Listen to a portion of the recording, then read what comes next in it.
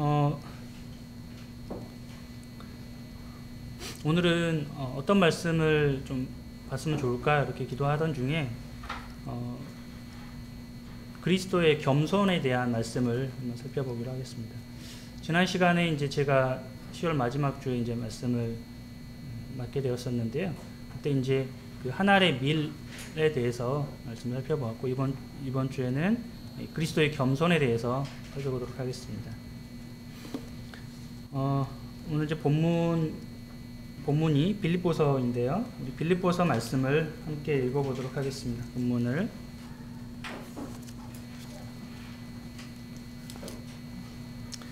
빌립보서 2장 1절부터 읽겠습니다. 신약성경 319페이지 320페이지 좀 되겠습니다. 1절부터 11절까지인데요. 제가 먼저 읽고 그 다음에 성도님들이 읽어서 이렇게 함께 읽어보도록 하겠습니다. 1장 1절을 먼저 읽겠습니다. 그러므로 그리스도 안에 무슨 권면이나 사랑의 무슨 위로나 성령의 무슨 교제나 긍휼이나 자비가 있거든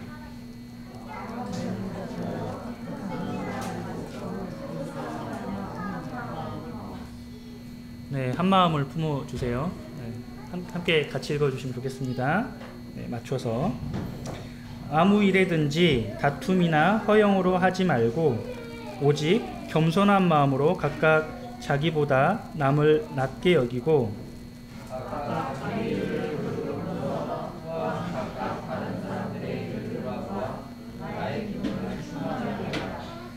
너희 안에 이 마음을 품으라. 곧 그리스도 예수의 마음이니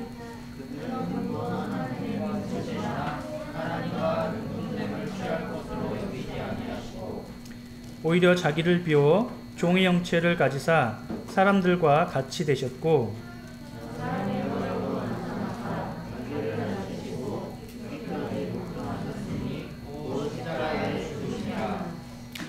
이러므로 하나님이 그를 지극히 높여 모든 이름 위에 뛰어난 이름을 주사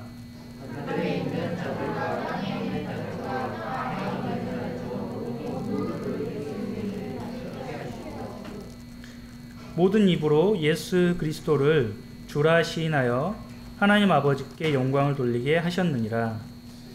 네, 감사합니다.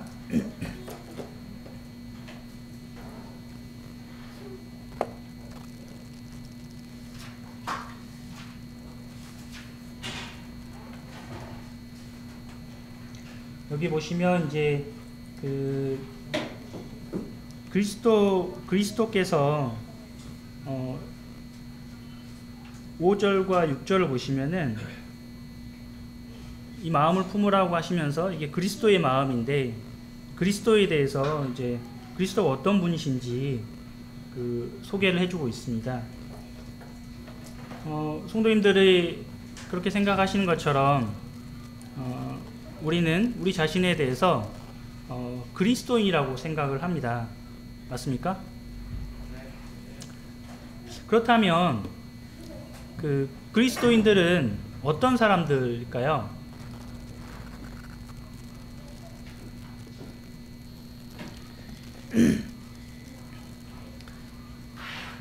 구약에서 처음에 이제 그 신약 사도행전 11장을 보시면 이제 처음으로 이 그리스도인이라고 하는 말이 등장을 합니다. 그리스도인이라고 하는 것은 예수 그리스도를 따르는 사람들이라는 말이 되겠죠.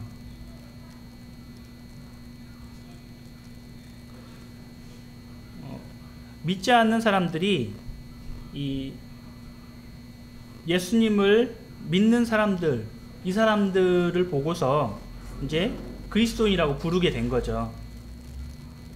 왜냐하면 그 사람들을 보니까 예수님이 가르치셨던 또는 예수님이 행하셨던 그러한 모습들을 동일하게 이제 보여주고 있는 것이죠. 그래서 그때부터 이제 이 그리스도인이라고 하는 말이 통용되게 되었습니다. 저 오늘 묵상 구절을 좀 주보가 없어서 모르겠지만은 카톡이나 이런 걸 다 보시면 알 수 있겠지 않겠습니까? 그래서 저희 묵상 구절을 그 본문에서 이제 가져왔는데요. 5절 말씀을 가져왔습니다. 같이 한번 다시 읽어볼까요? 5절 시작. 너희 안에 이 마음을 품으라 곧 그리스도 예수의 마음이니. 예. 이 말씀 오늘 그 묵상 구절로 제가 적어봤습니다. 저는 이 마음을 그 예수 그리스도 마음 곧 겸손이라고 오늘 말씀 주제를 생각해 본 것입니다. 그래서 이 오늘 말씀을 통해서 예수 그리스도의 마음 곧 이 겸손에 대해서 함께 살펴보고 배우는 시간이 되었으면 좋겠습니다.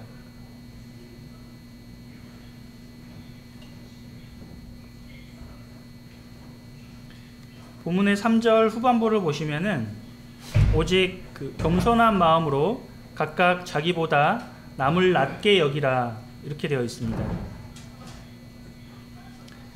사전에서 이제 겸손에 대해서 한번 찾아봤는데요. 뭐라고 나와 있냐면 자신의 부족함을 알고 자신보다 뛰어난 자들이 있음을 겸허하게 받아들이는 자세 이렇게 되어 있습니다. 그러니까 나보다 다른 사람이 더 낫다라는 거죠. 그래서 이제 내가 부족한 것이 있으니까 그 사람이 나은 게 있으면 받아들이라고 인정하라는 것이죠. 그리고 나의 부족함을 인정하고 겸손해지라라고 하는 말씀인 것이죠. 물론 우리가 이제 그 예수님 마음을 생각을 할 때 예수님께서 겸손해졌다라고 하실 때 일반적인 이런 부족함, 예수님에게는 부족함이 없습니다. 예수님은 완벽하신 분입니다. 그래서 예수님에게는 이 말씀이 그 부족함이라는 이 단어가 어울리는 단어는 아니에요. 어울리는 단어라고 할 수는 없습니다.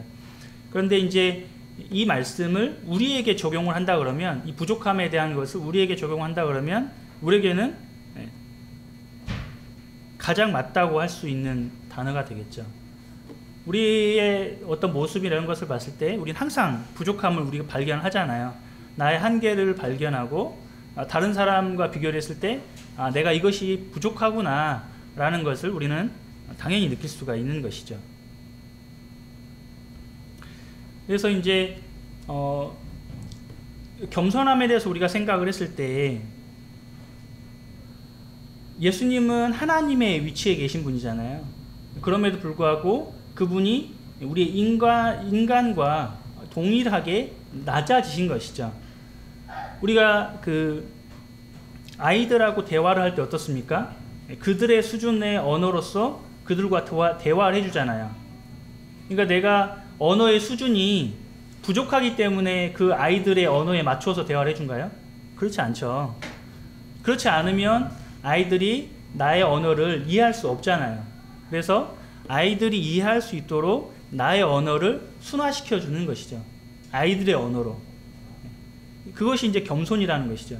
겸손이라고 하는 것은 자기 비하나 자기 학대의 언어와는 전혀 다른 언어입니다. 나는 아무것도 없어. 볼품이 없어. 내가 이렇게 부족하지. 내가 정말 가진 게 없구나. 이렇게 자기 비하의 언어가 절대 아닙니다. 그래서 나를 낮춰서 나를 대하는 그 상대에게 나의 언어와 나의 행실과 나의 포지션을 맞춰주는 것이죠. 그들의 언어로서 공감을 해주는 것입니다. 우리에게는 이러한 겸손이 필요한 것입니다. 그래서 그러한 겸손을 통해서 어떻습니까? 예수님께서도 예수님의 그 위치를 우리에게까지, 인간에게까지 낮춰주셨잖아요. 그래서 우리가 예수님을 볼 수 있는 거죠. 그렇지 않으면 우리는 예수님을 볼 수가 없는 것이죠.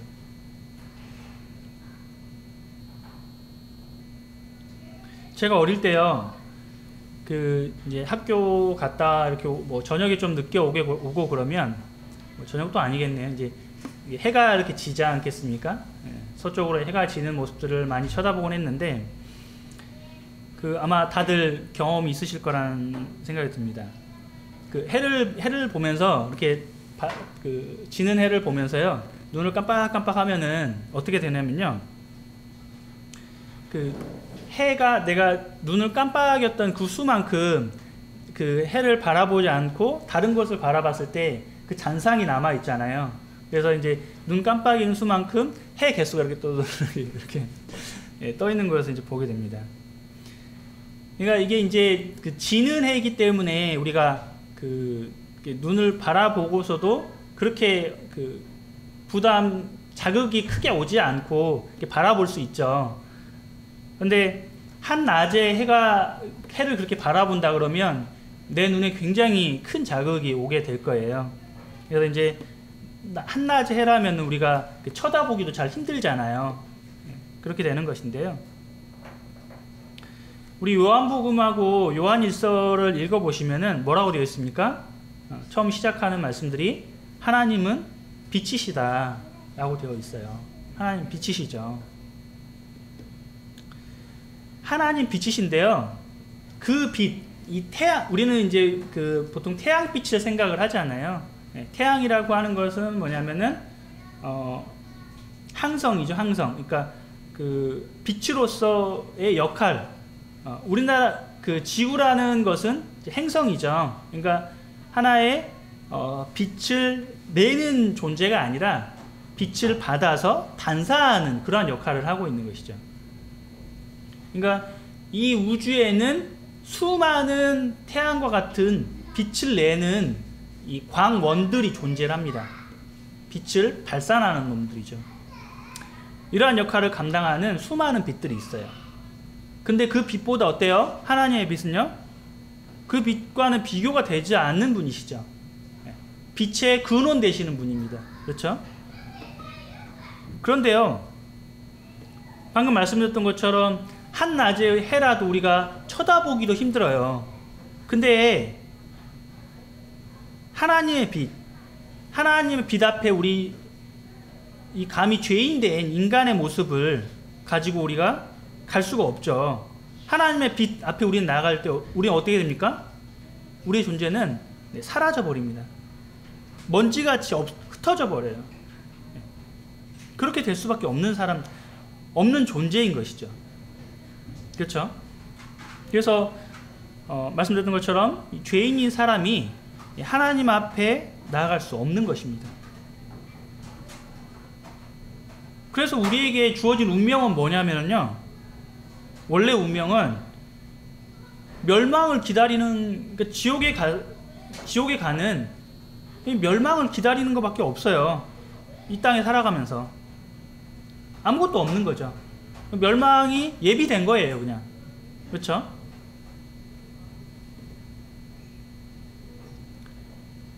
우리 출애굽기 3장에서는요, 하나님께서 이제 모세를 부르시죠. 모세를 부르시는 그 모습이 나와 있는데요. 우리 출애굽기 3장 말씀 한번 볼까요?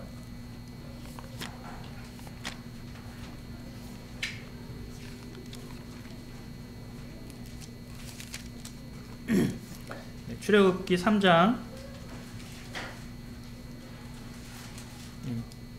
제가 3장 1절부터요 5절까지 한번 읽어보도록 하겠습니다.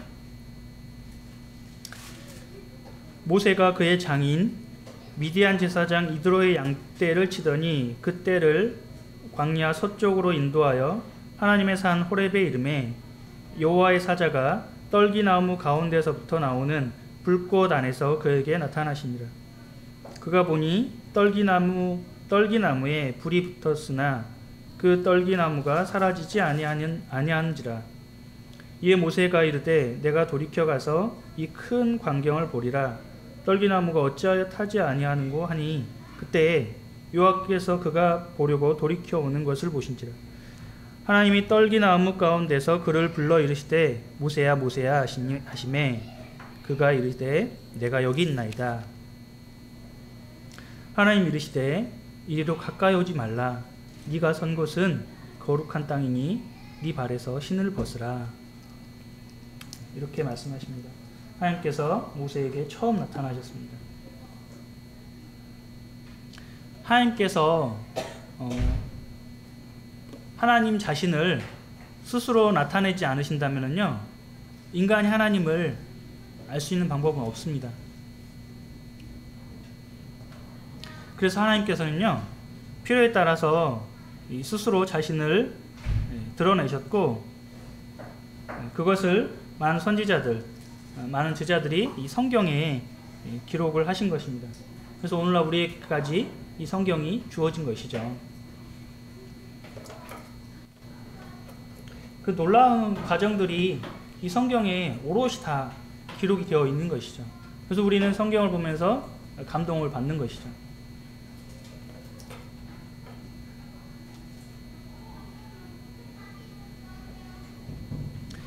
구약에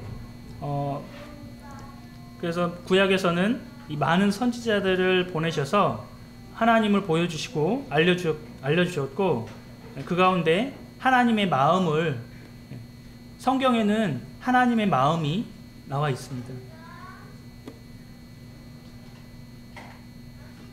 그 많은 말씀들을 하셨고, 이제 신약에서는 친히 그 아들 예수 그리스도, 곧 하나님의 본체시죠. 이 하나님의 본체를 보내주셔서 하나님의 마음을 분명하게 나타내 보여주신 것입니다. 하나님, 곧 예수님은요, 인간이 다 상상할 수도 없는, 우리가 우주의 이 넓이와 폭을 다 알 수가 없어요. 아직도. 우주의 팽창 속도는요, 그러니까 인간이 아는 우주의 어떤 끝은요, 빛의 속도로 커지고 있다고 합니다. 그러니까 인간의 어떤 시각과 그 눈으로 다 알 수가 없어요. 그 사람들이 이제 우주에 인공위성을 띄워서 이 허블 망원경을 띄웠잖아요. 그래서 그 우주의 그 수많은 은하계, 그 우주의 어떤 것들을 이제 발견을 하게 되는데요. 이 나사에서 그보다 더 멀리 이렇게 그 망원경을 띄웠다고 하죠. 그것을 통해서 또 관찰을 하고 있다고는 하는데요. 그렇다고 해서 우주의 모든 것을 사람이 알 수가 없는 것이죠. 그렇게 우주는 광활하고 넓습니다. 근데 그 우주를 품고 계시는 분이 누구시냐면요, 바로 하나님이시죠. 곧 예수님이십니다. 우주를 품고 계시는 분이에요. 우주를 창조하신 분이시잖아요. 그리고 그 우주가 어떻습니까? 지금도 하나님의 말씀에 의해서 운행되고 있죠. 우리는 매일 그걸 느끼고 있어요. 왜냐? 지금 낮이지만 또 시간이 지나면 이제 밤이 되지 않습니까? 그리고 또 밤이 지나면 다시 아침이 밝아오는 것이죠. 매일 이 지구는 혼자서 회전합니다. 그렇죠? 그리고 우리나라는 특별히 봄, 여름, 가을, 겨울이 뚜렷한 나라죠. 이런 나라가 흔치 않죠. 그래서 우리는 지구가 태양 뒤를 돌고 있구나 라고 하는 거를 느껴요. 해마다 느끼는 거죠. 해마다. 날마다 느끼는 것이고요. 하나님이 이 우주를 운행하고 계시는구나. 그것이 어떻게 해요? 조금만 지금 그 기후변화 때문에 많은 문제들이 일어나고 있는데, 특별히 이제 우리나라에서는 그 크게 내 몸에 와닿는 그런 환경 변화는 느끼는 건 느끼지 못하고 살고 있죠, 우리는. 근데 이제 인도네시아 같은 경우는 인도네시아 이제 그 수도가 있는 섬이 자바섬이잖아요. 자카르타 근처에 가보면은 실제로 도시들이 물에 잠기고 있어요. 그런 나라가 한둘이 아니죠. 그래서 조금만 환경이 변하더라도요, 그렇게 인간의 피부로 느껴질 수가 있는 것이죠. 근데 이 지구가요, 태양과 조금만 더 가까워져도요, 우리는 더워서 못 사는 거죠. 그리고 조금만 멀어져도 또 추워서 못 사는 거죠. 그것을 그것을 가리켜서 우리가 미세 조종이라고 하잖아요. 조종이 있는 건데 정확한 미세 조종을 하는 거죠. 그것이 하나님이 존재하신 이유입니다. 하나님이 조금만 우리를 놓아버리시면은 우리 인간들은 살 수가 없습니다. 우리가 하나님 믿지 못하고 나의 생각대로, 나의 뜻대로 살아갈 때는 그것을 별로 중요하게 생각을 하지 않았죠. 하지만 우리는 그것을 알고 있습니다.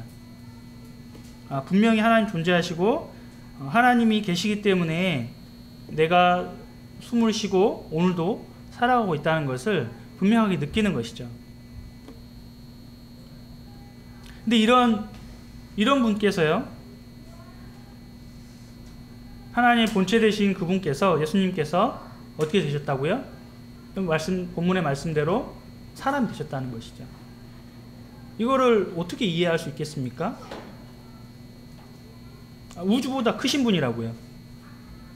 만약에 달이 만약에 지구에 떨어지면 어떻게 되겠습니까? 그러면 난리가 나겠죠. 아마 뭐 달이 없어도 문제가 되겠지만은 지구로 달이 떨어져 버리면 그 충돌로 인해서 아마 지구가 멸망할지도 모르겠습니다. 근데 우주만큼 크신 그분이 이 땅에 오셨다니까요. 이거를 어떻게 우리가 이해할 수 있겠습니까? 만약 우주의 질량을 예수님으로 치환한다 그러면은 이 지구가 그걸 떠받칠 수가 있겠습니까? 그럴 수 없죠. 그거는 불가능한 것이죠.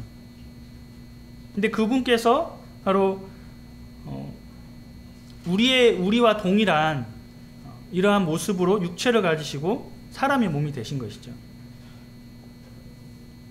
말씀드렸던 것처럼 내가 아이와 대화를 하고 설명을 해주기 위해서는 어떻습니까? 그 아이와 언어를 일치시켜 줘야 한다는 것이죠. 하나님도 마찬가지입니다. 하나님께서 하나님의 언어로 하나님을 우리 애들에게 설명한다고 생각을 한다 그러면 우리가 이해할 수 있겠습니까? 이해할 수 없죠. 그것을 어떻게 이해하겠습니까? 우리가 하나님에 대해서 모든 걸 다 안다고 착각할 필요는 없습니다. 우리는 하나님 모든 걸 다 알 수 없습니다. 하나님이 알려주신 것에 대해서 우리는 알 수 있습니다. 내가 하나님을 다 안다고 생각할 필요 없습니다. 그래서 우리의 언어, 인간의 언어를 통해서 하나님을 비춰주신 것이죠. 그것이 성경이라는 것입니다. 그래서 우리는 성경을 잘 보셔야 되는 것이죠. 그렇지 않으면 내 생각으로 판단하기 쉬워요. 왜냐하면 세상의 언어로부터 내가 듣고 보고 정보를 취하는 것들이 많기 때문에 세상의 언어로 내가 판단하는 것들이 많아질 수밖에 없어요. 그래서 우리는 말씀을 들어야 되고요, 성경을 보셔야 되는 것입니다.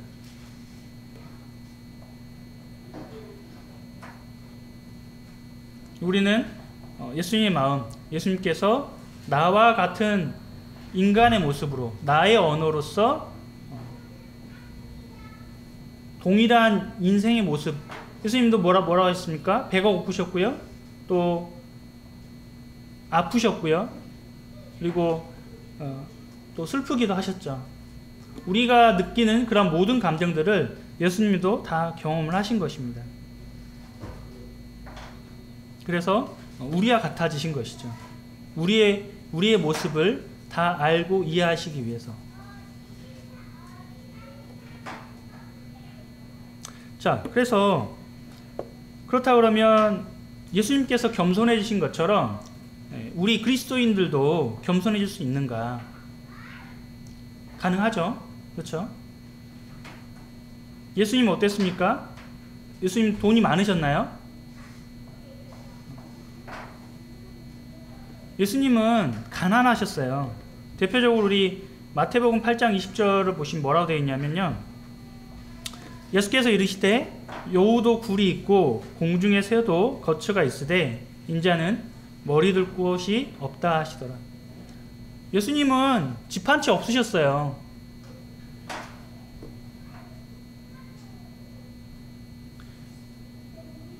예수님이 지금 이 하신 말씀이요.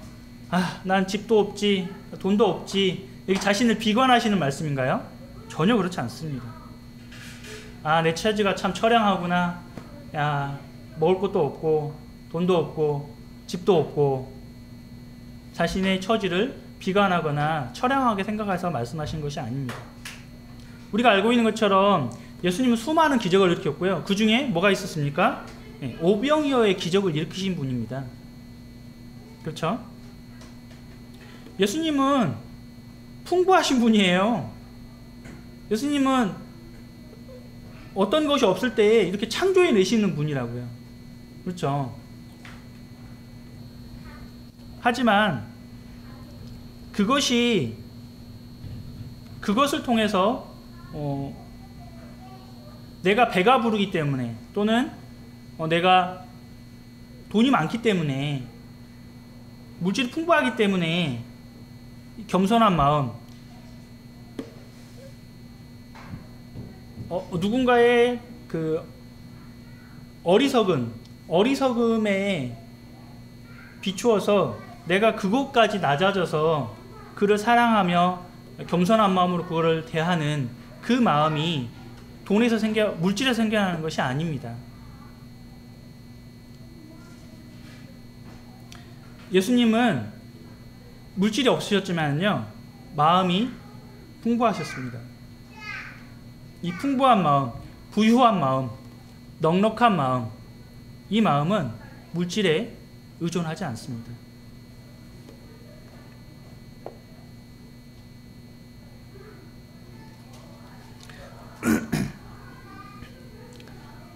우리 창세기 4장을 보시면은요, 한번 볼까요? 창세기 4장.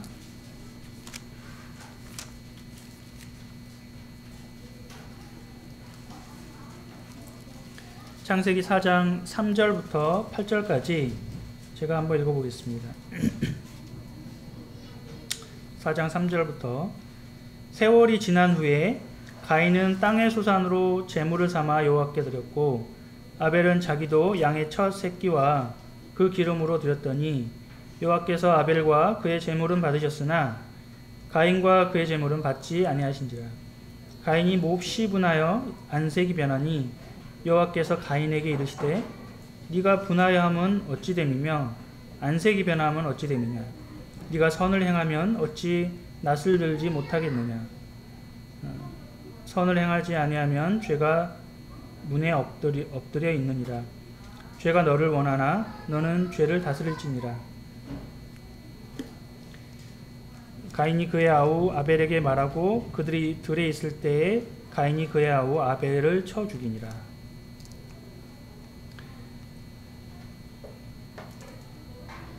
우리 다니엘도 한번 같이 볼까요?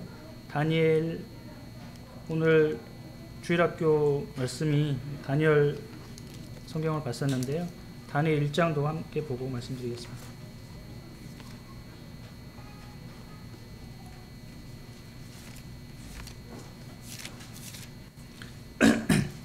다니엘 1장 8절을 보시면은요, 다니엘 1장 8절, 다니엘은 뜻을 정하여 왕의 음식과 그가 마시는 포도주로 자기를 더럽히지 아니하리라 하고 자기를 더럽히지 아니하도록 환관장에 구하니,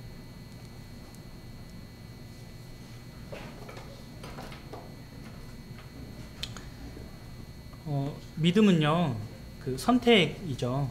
선택과 결단입니다. 가인은 농부였잖아요.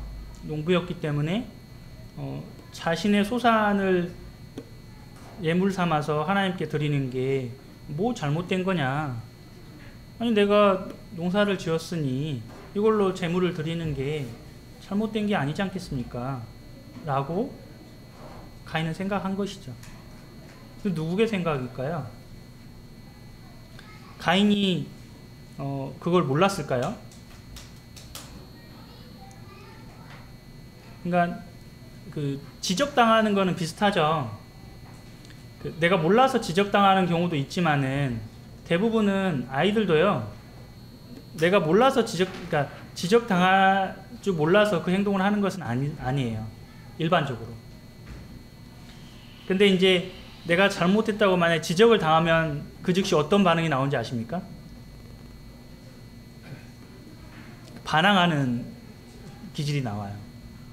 내가 잘못한 걸 알면서도 자신의 잘못을 인정하지 않으려고 하는 것이죠. 근데 그것은 비단 어리기 때문에 그런 것은 아니고요. 나이가 먹어도 비슷하더라고요. 내가 잘못한 걸 내가 분명히 알면서도 누군가 나에게 어떠한 지적을 하게 되면은 수긍이 잘 안 되죠. 인정이 잘 안 되죠. 뭔데 나를 지적질이야? 이제 그렇게 말을 하지 않지만 마음 가운데는 그런 마음이 싹트기 시작을 하는 거죠. 가인이 알았을 거예요. 왜냐하면 아벨이 양의 제사를 드렸잖아요. 그러면 하나님 지적하셨잖아요. 그러면 그것을 수긍하고 그때 들었을 때에는 기분이 설령 좀 좋지 않았더라도 그것을 마음 가운데 받아들였어야 되죠. 그것을 받아들이고 하나님이 이제 아벨의 제사를 받아주셨기 때문에 내가 그 아벨처럼 드려야 되겠다라고 생각을 해야죠. 그게 맞는 것입니다. 그게 뭐냐? 다니엘은 어떻게 했습니까? 느부갓네살이 유다에 쳐들어와 가지고요, 다니엘하고 세 친구들만 포로로 데려간 게 아니에요. 엄청나게 많은 사람들 데려갔습니다. 많은 사람들 데려갔는데요, 지금 다니엘 1장에 나와 있는 다니엘과 이 세 친구들이요, 결심을 한 거예요. 지금 뭐라고 되어 있습니까? 8절에 뜻을 정했다고 그랬지 않습니까? 뜻을 정했다고. 선택을 하는 거예요. 믿음의 결단과 선택은요, 누구한테 달려 있습니까? 나에게 달려 있는 거예요. 나에게. 믿음의 선택과 결단을 하나님께서 그렇게 강요하지 않습니다. 가인이 어떻게 했습니까? 가인에게 가인이 하는 일을 막으셨습니까? 하나님 보고 계세요. 그냥 자유의지를 주신 거죠. 가인이 어떻게 행동했습니까? 아벨의 제사를 받으셨네? 내 제사는 안 받으셨는데? 안 되겠다. 내가 아벨을 이참에 그냥 완전히 손을 봐야 되겠다. 처음에는 그냥 죽일 마음까지는 없었을지 모르죠. 우리가 그걸 다 알 수는 없지만 어쨌든 결과적으로 그 일을 행한 것이죠. 누가요? 가인이요. 그것도 선택이에요. 그 선택을 한 것도 누굽니까? 가인이죠. 우리는 많이 들어보셨겠지만은 사람은 뭐예요? 로봇가 아니죠. 사람을 임의로 프로그래밍 해가지고 이대로만 행동해 라고 할 수가 없어요. 그것은 로봇이죠. 우리에게는 항상 자유의지라는 것이 있습니다. 그래서 우리는 이 다니엘의 선택, 믿음의 결단이죠. 자, 포로가 되어서 예루살렘에서 바벨론까지 끌려갔어요. 그러면 굉장히 위축될 거잖아요. 우리나라에 일제시대 때 일본이 우리나라를 점령을 했죠. 수많은 사람들이요, 이름을 바꿨어요. 한국 이름 말고 일본 이름 쓰겠다고 앞장서서 나섰던 사람들이 있었죠. 그런데요, 반면 다른 쪽에서는 어떻습니까? 독립운동을 했던 사람, 또 수많은 사람들이 자신의 목숨을 빼앗기면서까지도 그렇게 결단하고 선택한 사람들이 있었어요. 하물며 우리나라의 한 나라의 독립을 위해서도 그렇게 행동을 했는데, 하나님은 이 모든 우주를 지으신 분이라고 그랬잖아요. 창조하신 분이고 운행하신 분이잖아요. 어떤 분이 큽니까? 하나님은 만왕의 왕이시고 만주의 준, 유일하신 신이십니다. 이 땅에 많은 사람들은 신이 많다고 그러고 또는 누군가는 신이 없다고 그러지만 이 땅에 이 모든 만물의 창조자이신 신은 바로 하나님 한 분이십니다. 다른 모든 것은 다 거짓이죠. 사람이 만들어낸 것입니다. 그래서 우리는 예수님께서 하나님이신 그분께서 우리의 모습과 같이 낮아지셨구나 라는 것을 우리는 다 알죠. 그래서 하나님이 나의 언어로 나에게 말씀해 주셔서 내가 깨달을 수 없잖아요. 하나님의 언어를. 그거를 듣고 내가 구원받을 수 없잖아요.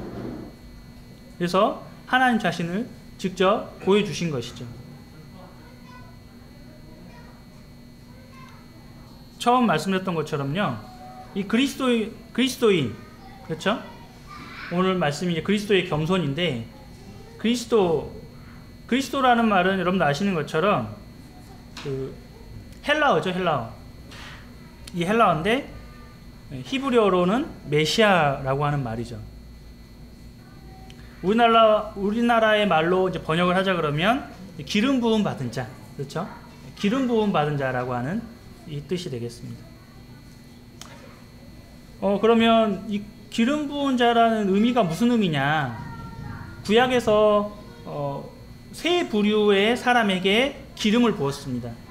첫 번째는 왕이 될 사람, 그죠? 두 번째로는 제사장이 될 사람에게 기름을 부었습니다. 또 세 번째, 선지자죠, 선지자. 이 세 부류의 사람들에게 기름을 부었습니다. 근데 예수님은요, 왕으로서의 모습도 가졌고, 또 제사장으로서의 모습도 가졌고, 또 선지자로서의 모습도 가졌습니다. 이 세 가지, 예수님은 왕 중에 왕이시고요, 제사장 중에 대제사장이십니다. 대제사장이 죽게 되면 그 다음을 이어서 또 대제사장이 나오지만 그 대제사장들보다 가장 높은 대제사장 한 분, 그분이 바로 예수님이죠. 선지자 중에 가장 위대하며 또 선지자 중에 선지자이신 분이 바로 예수님이죠.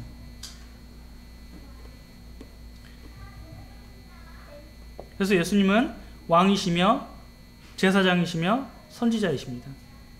그리고 바로 그분이 하나님이시죠. 그래서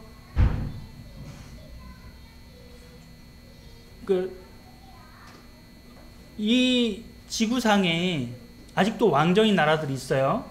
뭐 중동이나 뭐 유럽 쪽이나 이런 몇 개 국가들은 아직도 왕이 남아 있어요. 물론 일본도 있죠. 그런 왕들이 있지만은요, 그 모든 왕이 바로 하나님, 예수님이라고 했잖아요. 왕의 권능이라는 게 있잖아요. 왕이 한마디를 하면 그게 곧 법이 될 수도 있어요. 우리나라에도 이제 이 대통령의 권한을 주기 위해서 그 명령이라고 하는 이 대통령의 법이 있습니다. 그 명령을 통해서 이제 어떤 법들을 제정을 할 수가 있어요. 그렇게 되는데 왕은 권능을 상징을 합니다.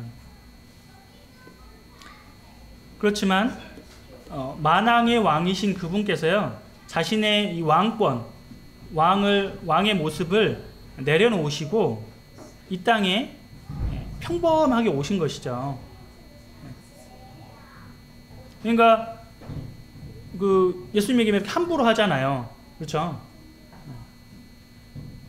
바리새인들이 와가지고 예수님을 막 잡아가려고 그러고 예수님에서 모욕하고, 그리고 네가 뭘 아느냐라는 식으로 질문을 막 합니다.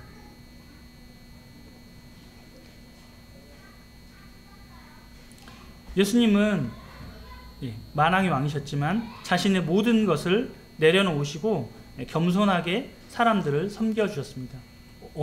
어느 때까지요? 자신의 목숨을 다 버리면서까지요. 자신의 모든 것을 다 내어주신 것이죠.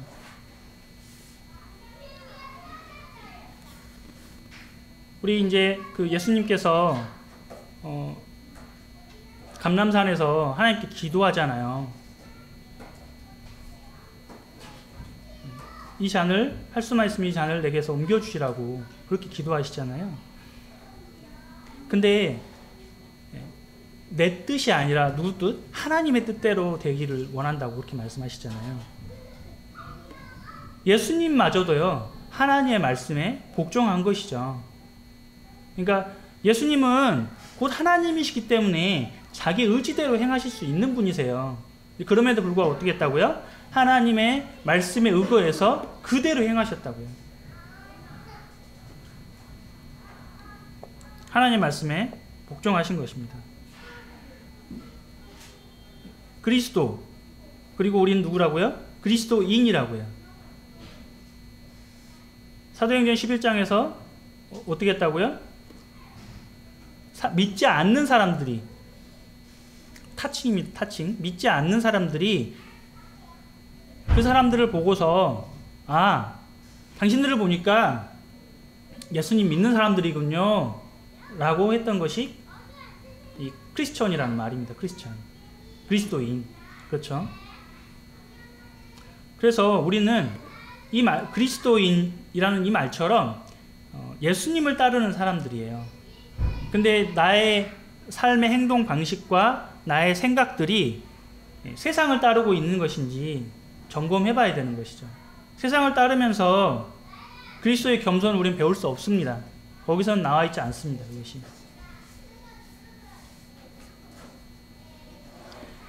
어떤 악한 사람을 봤을 때 참 저 사람 악하구나, 저런 사람이 어떻게 참 살고 있을까, 저런 사람은 그냥 차라리 죽거나 아니면 깜빵을 보내야지,